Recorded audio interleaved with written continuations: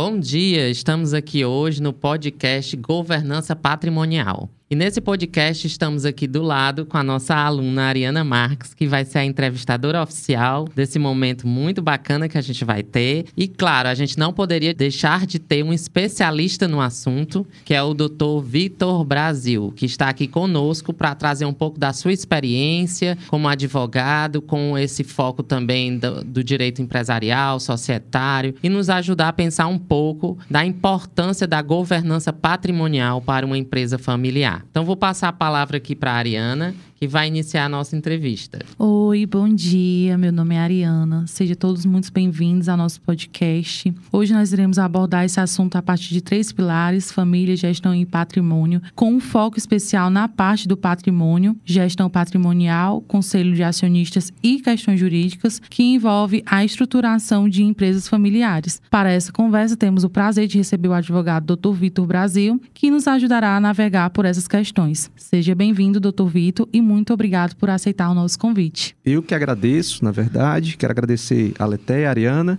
E será um prazer esclarecer esses pontos tão importantes e tão, às vezes, esquecidos pelas famílias, que gastam muito esforço em juntar e esquecem de se esforçar em manter. Então, é muito interessante a gente conversar sobre esse assunto, sim. Para iniciarmos nossa conversa, a gente aprende na disciplina de ecossistemas de governança que muitos problemas em empresas familiares surgem quando há uma sobreposição entre as esferas de família, gestão e patrimônio.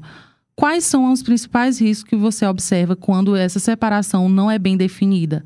E como uma estrutura de governança adequada pode mitigar esses riscos? É o seguinte, Ariana, na verdade, a gente tem que parar para pensar que as pessoas, elas não conseguem ser roboticamente segmentadas. Ou seja, eu não consigo, se eu tenho uma relação de trabalho, uma relação de sociedade com um membro familiar, esquecer aquele conjunto, aquela carga familiar toda na hora de lidar com essa pessoa. Então, veja, se você criando e organizando essa governança já é uma situação relativamente difícil, então imagine uma empresa que não tem absolutamente nenhuma. Que os pais, por exemplo, são sócios e vão para casa e discutem problemas e falam mal do trabalho na frente dos filhos numa mesa de jantar, né? E esses filhos vão receber essa carga a vida toda para depois herdar aquela empresa que acabam vendo como um problema.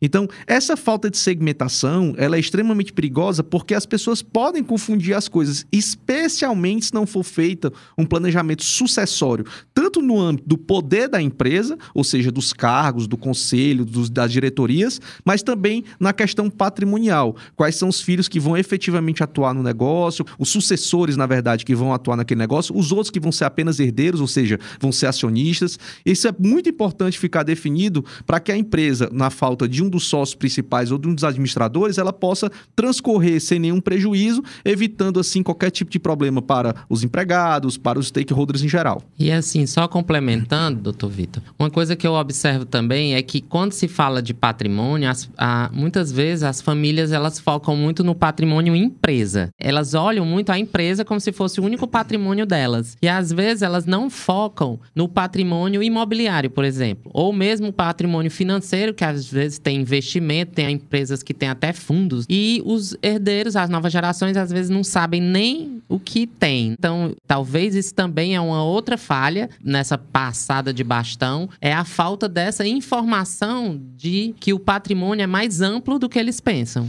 Eu vou além da informação, Aletheia, e falo também na programação.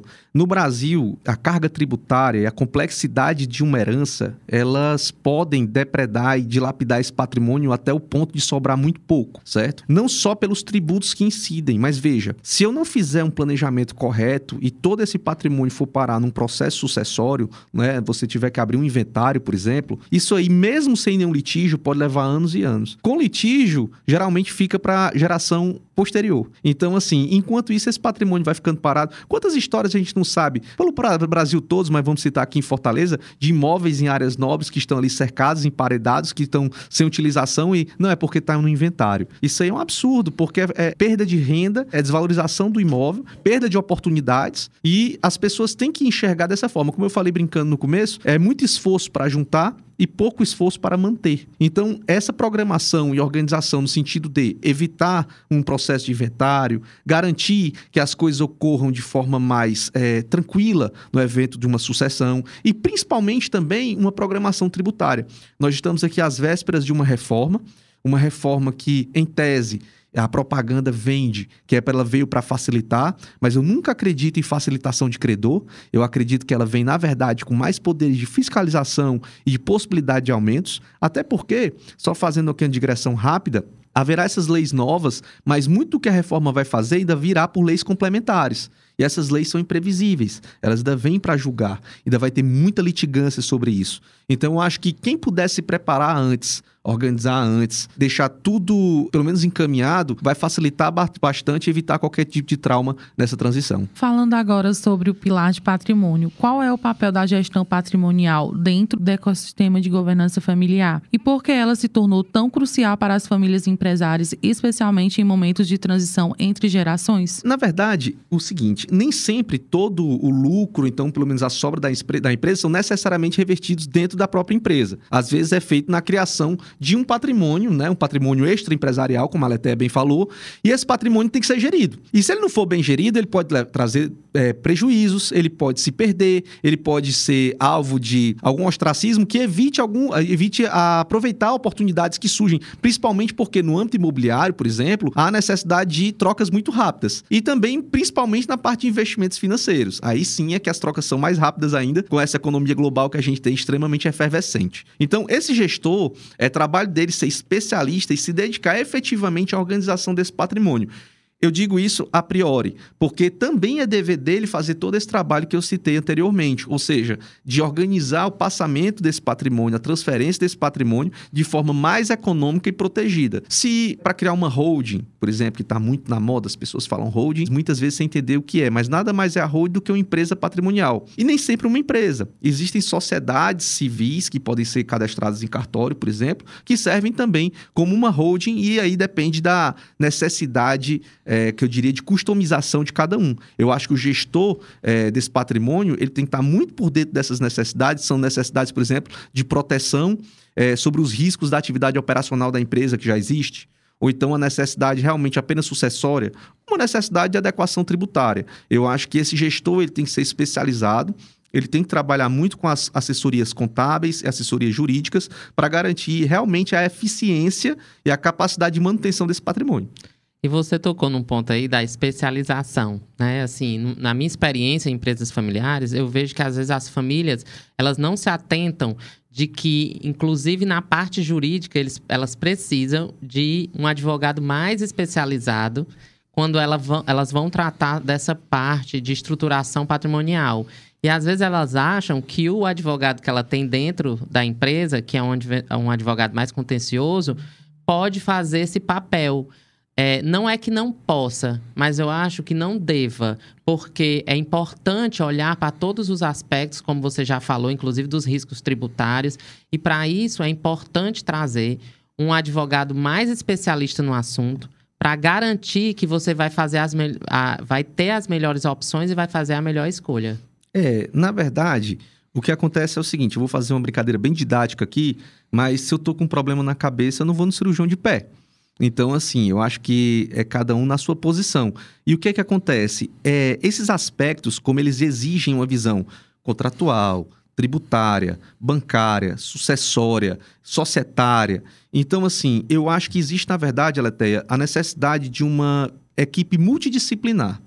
E também de pessoas que têm uma certa experiência que consigam enxergar a situação macro, conseguindo focar na micro. Ou seja, tem todo um contexto.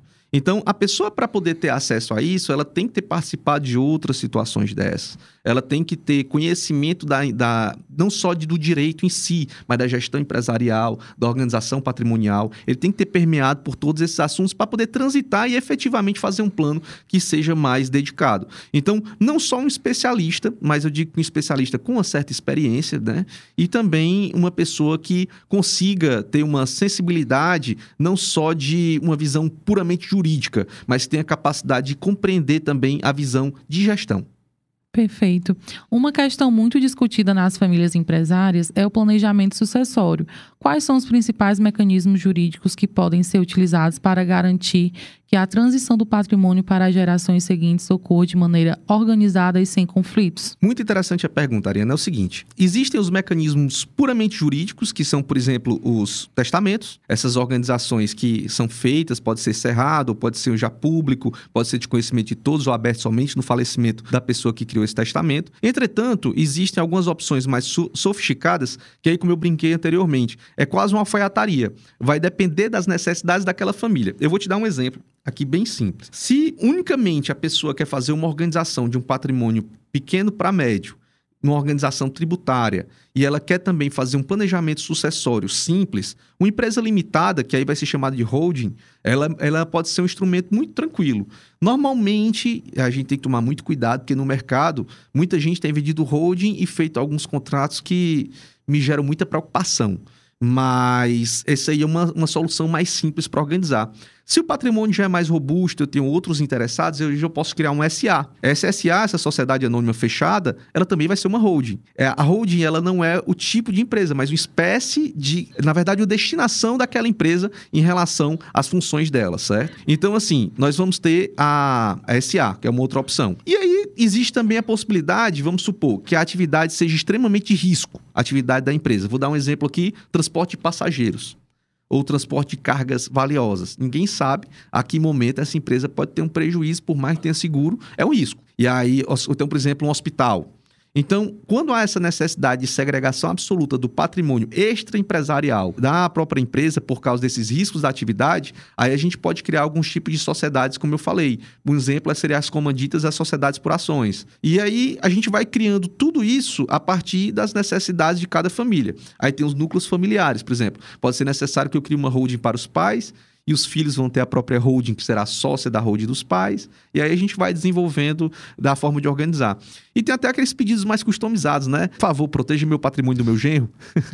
Então, assim, quando tem esses pedidos mais customizados, aí sim é que a gente tem que tomar bastante cuidado para deixar tudo organizado. Em muitos casos, a ausência de um planejamento sucessório resulta em disputas familiares que podem comprometer tanto o patrimônio quanto o negócio da família. Você poderia citar exemplos de problemas jurídicos que surgem quando a governança patrimonial não é bem estruturada? Com certeza. Um exemplo muito tranquilo é quando você tem, por exemplo, pessoas que são supostos sucessores ou herdeiros, mas que uma, na verdade, não tem talento ou não se preparou para participar da empresa, certo? Esse é um problema que a gente já tem que organizar, porque realmente, assim, isso aí vai ter uma batalha de egos. E principalmente quando é uma empresa familiar, que já está na segunda geração, não é mais dos pais, já é dos irmãos. Aí dos irmãos nós vamos ter os filhos e sobrinhos. E aí quando junta isso, por que seu filho pode e o meu não pode? Então tem um programa que vai determinar quais membros familiares e por que eles vão participar da gestão ou do trabalho da empresa, é muito importante para evitar esse tipo de coisa. Vamos supor, se eu tenho um programa que ele tem que ter uma graduação X, tem que ter uma pós-graduação Y,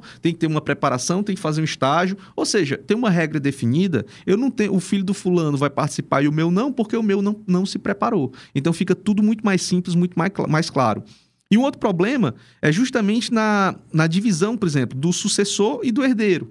O herdeiro é meramente patrimonial, né? Ele vai ser um acionista, vai ser um stakeholder da empresa, e a gente vai ter ali o sucessor. E aí difere, por exemplo, por que o sucessor vai receber mais, o herdeiro menos. Então, essas programações organizacionais daquele cara que vai dar o sangue, aquela mulher que vai dar o sangue pela empresa e que realmente vai fazer o patrimônio crescer em relação àquela outra pessoa, isso é muito importante estar organizado nas pretensões para evitar algum tipo de discussão em relação a isso também. E isso é muito comum, porque às vezes o óbvio precisa ser dito, né? As pessoas às vezes não entendem qual a diferença de prolabore para dividendos. Então, elas acham que elas têm que receber prolabore, onde elas não participam ativamente na gestão. Então, isso precisa ser muito bem claro, explicado, para que eles entendam, porque eles vão para fulano está ganhando mais, meu irmão ganha mais do que eu. Mas tem que ver quais são as entregas, quais são as funções que ele exerce, né? Ele está dentro do negócio, não está? Ele está só como acionista? Ele já é realmente um acionista ou não, né? Um futuro acionista. Então, tudo isso tem que ser esclarecido, como ele disse, porque senão isso dá margem, né, para conflitos.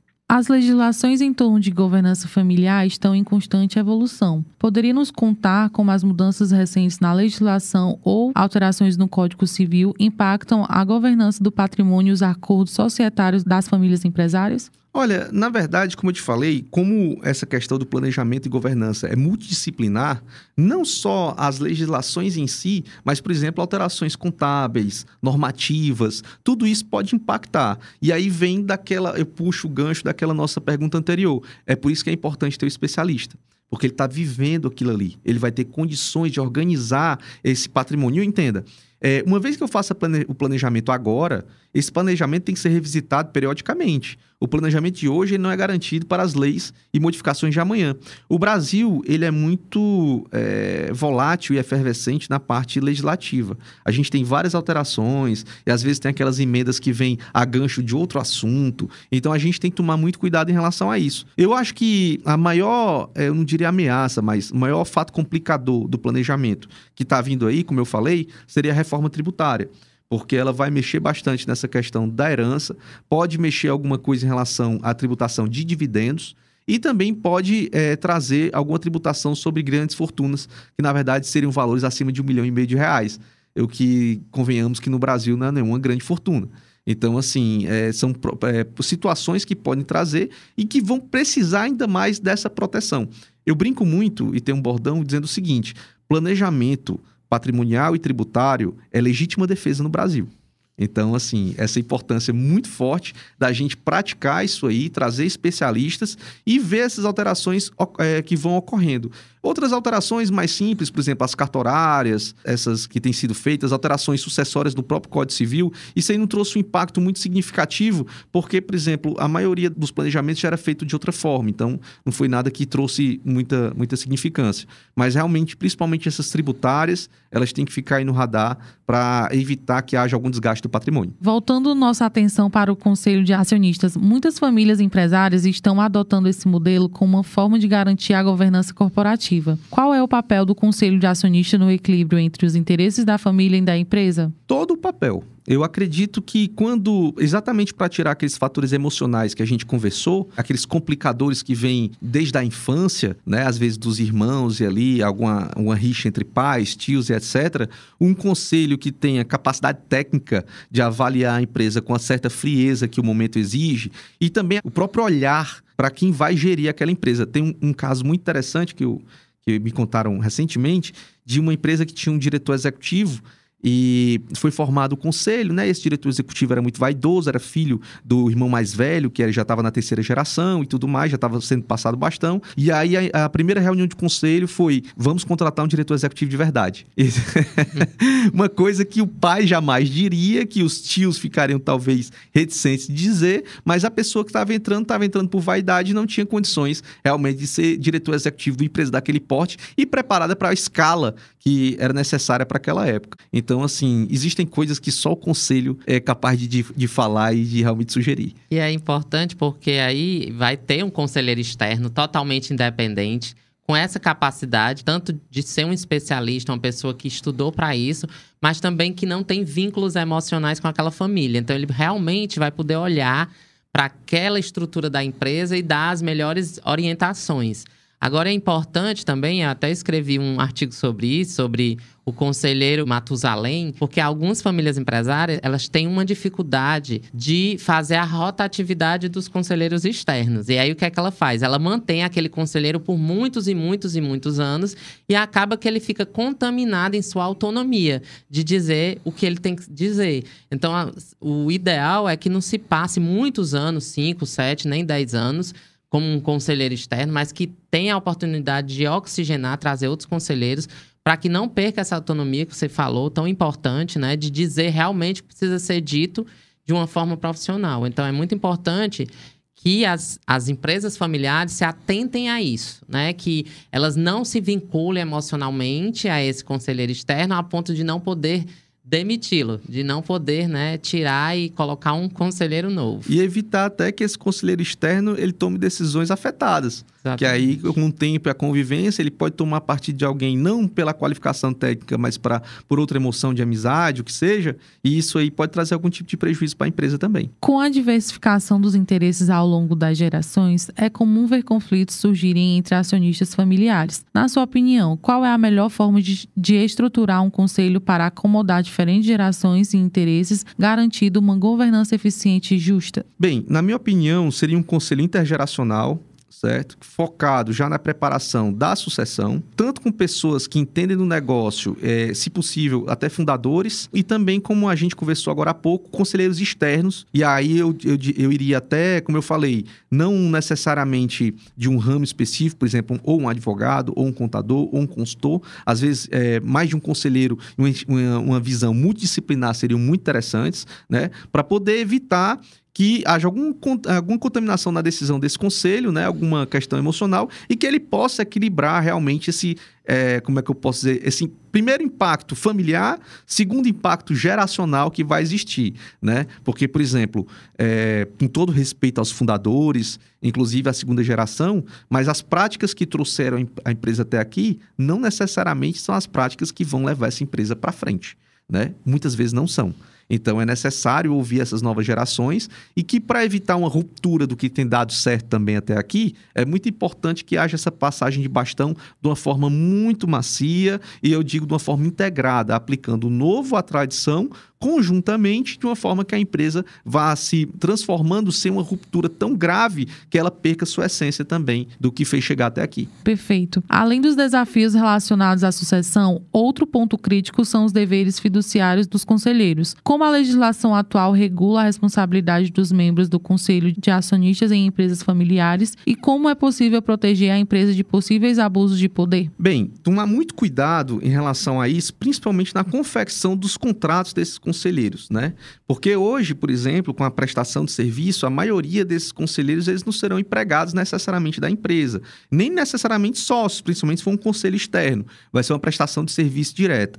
E assim, as pessoas tendem a esquecer do seguinte: ninguém pega um jogo de tabuleiro e sai jogando dado e jogando sem ler as regras antes. As regras, elas estão ali justamente para você entender o jogo. Então, a confecção do contrato com cláusulas muito específicas e claras sobre a atuação, limites e poderes do conselheiro são extremamente importantes. Muito parecidas, por exemplo, com as cláusulas de administração da própria sociedade.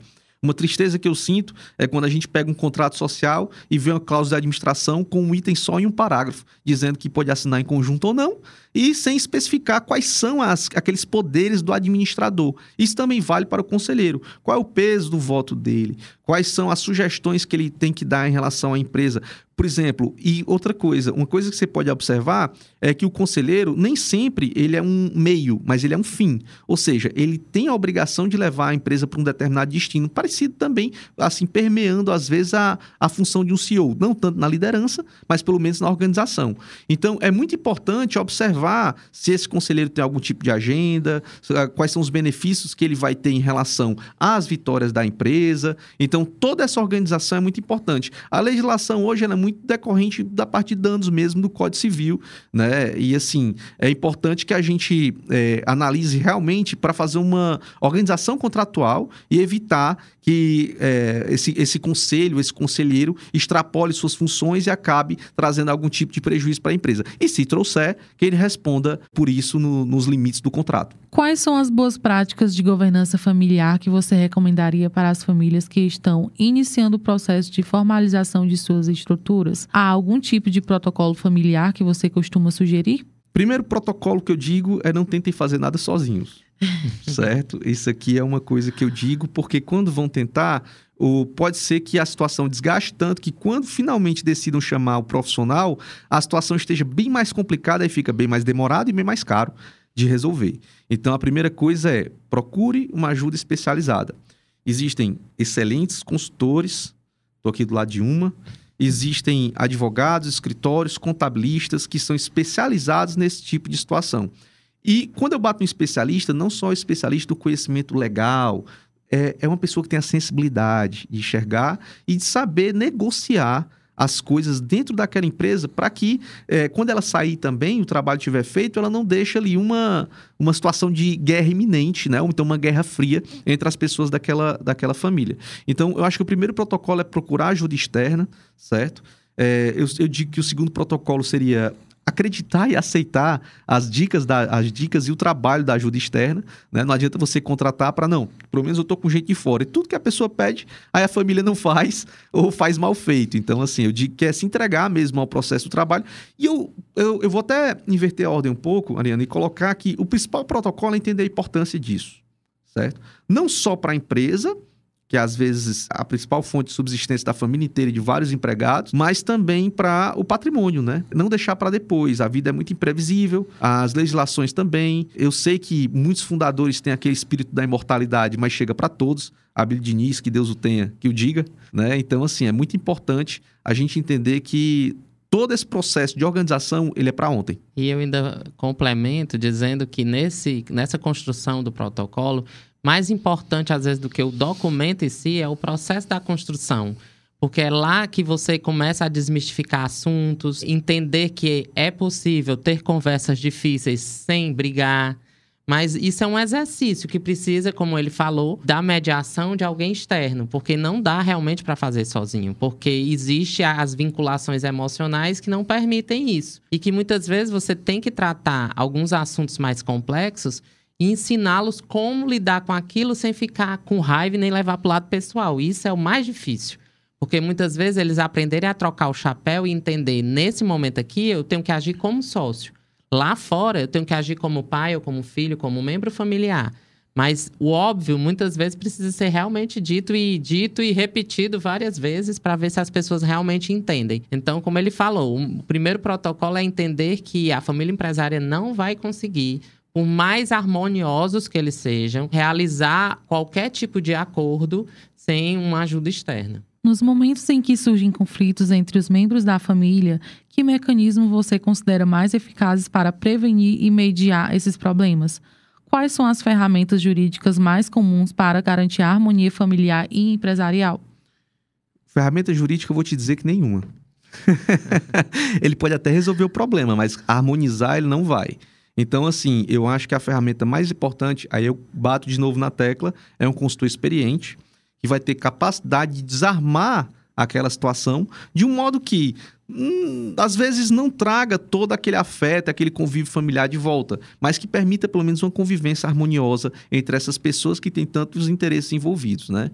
Então, assim, uma imposição jurídica, assinou, está escrito, isso pode até apaziguar a situação naquele momento, mas resolver o conflito em si não vai. Até porque essas pessoas são muito inventivas e vai ter advogado aventureiro. E aí imagine um conflito societário em que a troca de farpas e exposição de todo um histórico familiar e da empresa judicialmente é muito triste. Eu já participei de alguns, né, que infelizmente descambaram para uma situação de litígio e aí envolve processos cíveis, criminais. Uma família brigando dessa forma é algo que realmente a gente não quer para ninguém. E eu acho que muitas vezes falta o toque de uma pessoa que tem uma sensibilidade, né, para poder evitar que as coisas escalonem e cheguem nesse ponto. E, doutor Vitor, eu vejo também que, assim, quando você consegue, né, entrar e fazer uma boa negociação, um dos instrumentos que, pelo menos, eu uso muito, e aí por isso eu preciso dos parceiros advogados, assim como o senhor, é exatamente o acordo de acionistas.